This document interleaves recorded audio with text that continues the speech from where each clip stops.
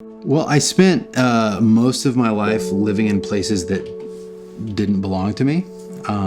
My dad was a pastor, and so the whole time we lived in Illinois as a kid, we were living in the church parsonage, and then we lived in Florida in the church parsonage. And so I know my parents always longed to have their own place, and I think that trickled down to me.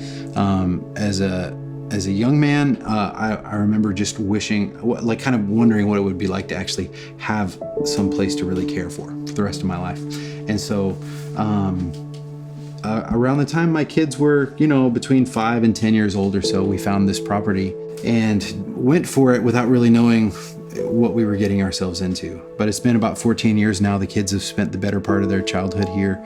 And I feel like I've been shaped by this property as it has shaped me.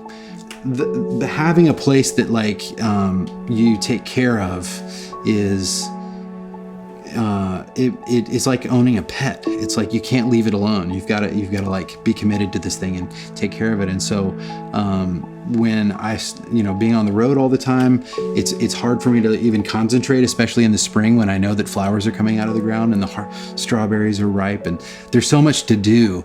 And so last spring in 2020, when COVID hit, I was suddenly basically kicked off the road for a year.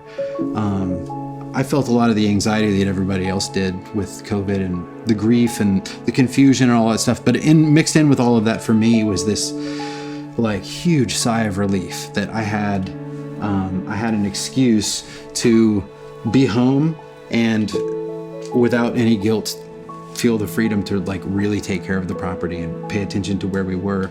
And that was the season I found myself in when I started working on this book.